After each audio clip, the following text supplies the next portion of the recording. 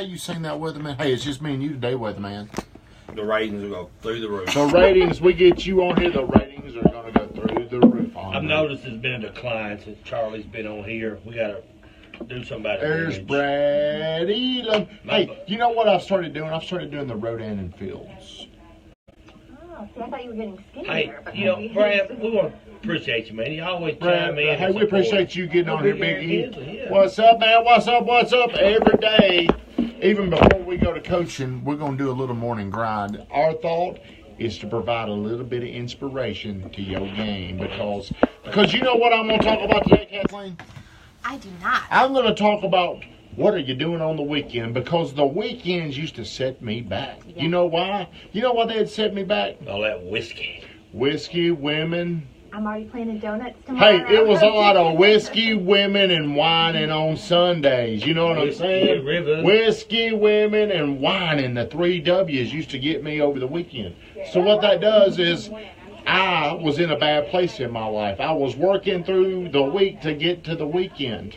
That was the purpose of my life. You know when a good weekend starts? When? Wednesday. Oh, a good, what, 4 or 5 day weekend? Yeah. So, hey, what is your focus? Stephen Weathers, I see you watching on here. Yeah, I'm watching. What is your focus right now? A lot of people are focused on the weekend so they can go out and do things that they probably don't need to be doing. You know, what's funny is people change. Mm-hmm. Like, I find myself enjoying to be around my family on the weekend and doing things, whether we're going out to eat, whether we're bowling. Now, you know, I don't drink very often now, but 10 years ago, I found myself trying to get rid of my kids and going out with one and going out and having drinks. So it's a trip how things change in your life. That is, what makes you happy will change. I'm booked all day tomorrow. Are you bragging, Brad? Attaboy, Brad. I like that. What are you booked doing all day tomorrow, Brad?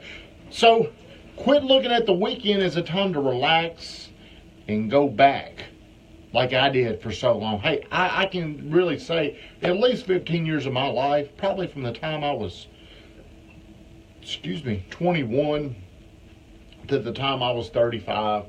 The weekends, man, it was my enemy. It was my kryptonite. It was holding me back. If I went out at least one night on a weekend, I felt like I was missing something. 3 showings, 2 listings. You go, Brad Elam. Where are these listings? Do I need to know about them? Is it something? Hey, if you need me to help you get pulling them together, let me know. Are these listings something that maybe I could purchase? Do you have anything out there? So, hey, talk to me, Brad. You're 40. Hey, we'll say 40-ish. We'll put you in that bracket. What do you look forward to about the weekends the most? Showing houses. Doing listings. You know what? Now let's talk about where I was and let's talk about where I am. Let's talk about the past, then we'll talk about the present. The old Tommy was looking forward to going downtown, getting my thing on, going down there, chasing women very unsuccessfully, might I add. I wasn't very good. You know, I wasn't very good at going out. I didn't. Your pickup game wasn't that good. My pickup game could have been good, but I'm that guy that, like Scott Nagy says, you're that guy that takes everything a little too far. Hey, who was your best wingman back in the day? Who was your best wingman? You know what? I was always the best wingman. Was you? Yeah, I was a wingman. You watch everybody leave with women? God, dog it. Hey, everybody, all my boys want to take me out because I was the guy that would go up to any girl, strike up a conversation, strike out, and the next thing I know, my buddy Will Rowland didn't say 3 words all week, and the word he'd say, "We'll see you, Tommy. We'll see you, Tommy. We'll see you." Because me and Will used to live downtown Nashville. I could stand out on my back patio. Yeah. We're on the 11th floor, and I could look right down to Broadway. We were right above. I could almost throw a baseball to Legends Corner. Do you know where Legends Corner is? You probably got an ATM down somewhere. Now, how long did you live in Nashville? 5 or 6 years. Is that where 10 o'clock Tommy comes from? 10 o'clock Tommy originated because, hey, Belinda Andrew, because it took me to 10 o'clock to get here. I would go out, back in those days, I didn't need the weekend to go out. I'd go out during the week, 3 or 4 times a week, and I'd come in, and John Jones would say, 10 o'clock Tommy's here. I'd come strolling in, clothes all wrinkled up, little hungover, ready to go eat lunch. So, hey, but my life has changed. My focus has changed. Like Weatherman said, what makes me happy has changed because my thoughts have changed. Sure. So that was my thought. That was my focus prior to whenever I really started focusing on myself. Here's what I decided. I made the decision that the weekends were costing me. They were costing me my potential. It was costing me money. It was costing me opportunity. So I'm not saying never go out. Not saying that at all. Me, I'm taking Brittany Renee out Saturday night. But what I am saying is be very, very aware of what you're doing to yourself. Because there's a lot of things that go on that will hold you back in a lot of different aspects of your life.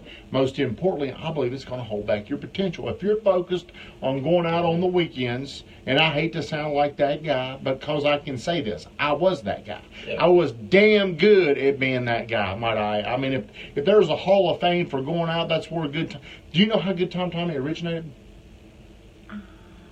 Tell us.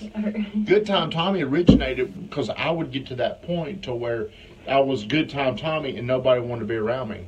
Because I was the only one having fun. I was making everybody else miserable. You know those kind? Yeah. So so Good Time Tommy is a reminder of what I used to be. Ooh. Did you know that? It's still so it's a motivator for me. Was you that guy when somebody calls like, don't ask Tommy? No, it wouldn't be like that. It was more like when you were around me. Yeah. I was very loud. I was very, very probably obnoxious. I mean, it was. Like if a girl walked by, I would always do something. I'd probably stand by the bathroom. They'd walk by and they're like, "Man, that creep over there." That's probably what they're calling me. "Man, that creep over there. Don't talk to him." They'll sit there and. What was your pickup line outside the bathroom? I remember one night me and Scott Nagy were out, and I said, "Hey, my buddy, you need to come back to his trailer. He's got a hot tub." And guess what? She sat there and she talked to us all night. And Scott Nagy dated her for probably 4 or 5 months. Wingman. I was a great wingman. But how good is being a wingman? Is it really fun to be the wingman? No. Is it fun to be the guy that never gets to take the shot? I don't know. I've never been a wingman. You haven't been. I've been a wingman, and it sucks. It does suck. So, hey, whatever you're doing right now, if you're looking forward to Friday night, Saturday night, and you think, I used to think this, I was of the belief I could perform at a high level and still have my Friday and Saturday night and have a good time. But guess what? You're wrong. It never did. It never panned out for me. Now, I'm not saying you can't do it, but it never, ever, ever worked for me, Kathleen. It always held me in a mediocre spot. Because today, pretty much every day of the week, I am focused on doing something that makes me better. And I can't do that if I'm laying on the couch hungover. I'm going to be honest with you. If I've been out all night, the last thing I'm thinking about is I'm just thinking about, Lord, get me through this day. I'll never do it again if you just get me through today. Would you agree that most successful people, even if they're going out, most of the settings are network types of settings? You know, it's very rarely do you see successful people, just two people going out and throwing it back. That's probably the way it should be. But I'm still the type of guy, I still like to go downtown Nashville, have about 2 drinks, and come back during the day. I don't have any interest in, like, going out without Brittany Renee. You know, it's because, and sometimes it probably is needed to escape, but every time I go out, I'm sitting there, and I'm really still with her, even though I'm right there. Does that make sense? Yeah, a lot of sense, yeah. So everybody, I want you to become aware of what you do on the weekend matters. It counts. It will hold you back. Hey, there's a every Saturday guy down here. I try. That's what he does for a living. He's a performer. David Latham, Roll Tide. He does that for a living. That's where he needs people like Good Time Tommy down there. But hey, he's down there. He's working. He's grinding. You know, that's his life. Belinda, for the weekend, I prefer to have the teenage nightmare, which is being sent to my room and allowed to come out.